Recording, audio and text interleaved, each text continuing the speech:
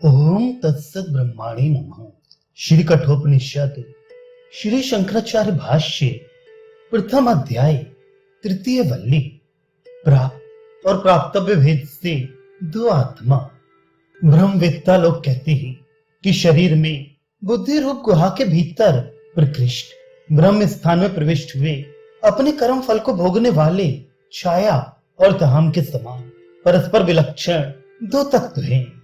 यही बात जिन्होंने 3 बार नचिकेताग्नि का चयन किया है वे पंचाग्नि की उपासना करने वाले भी कहते हैं। रित अर्थात अवश्यम भावी होने के कारण सत्य कर्म फल का पान करने वाले दो आत्मा, जिनमें से केवल एक कर्म फल का पान भोग करता है, दूसरा नहीं। तो भी पान करने वाले से संबंध होने के कारण यहाँ क्षत्रिय न्याय से दोनों ही के लिए पिबंत इस द्विवचन का प्रयोग हुआ है। सुकृत अर्थात अपने किए हुए कर्म के फल को भोगते हुए।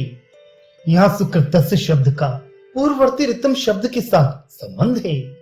लोक अर्थात इस शरीर में गुहा बुद्धि के भीतर परम बाह्य देहाश्रित आकाश स्थान की अपेक्षा उत्कृष्ट पर ब्रह्म के अर्ध यानी स्थान में प्रवेश किए हुए हैं, क्योंकि उसी में पर ब्रह्म की उपलब्धि होती है।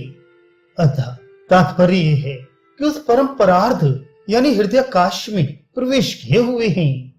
वे दोनों संसारी और असंसारी होने के कारण छाया और धूप के समान परस्पर विलक्षण हैं। ऐसा ब्रह्मवेत्ता लोग वर्णन करते कहते हैं।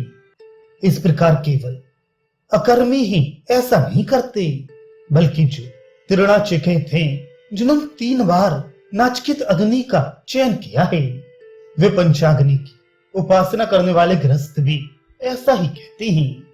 जो यजन करने वालों के लिए सेतु के समान है, उस नाचिकेत अग्नि को तथा जो भय शून्य है और संसार को पार करने की इच्छा वालों का परम आश्रय है, उस अक्षर ब्रह्म को जानने में हम समर्थ हों।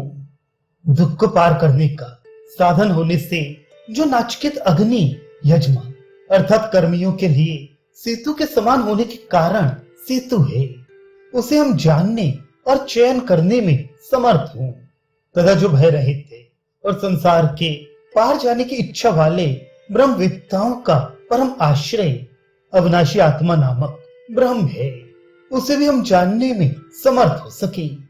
अर्थात कर्मवेत्ता का आश्रय अपर ब्रह्म और ब्रह्मवेत्ता का आश्रय पर ब्रह्म, ये दोनों ही ज्ञातव्य हैं।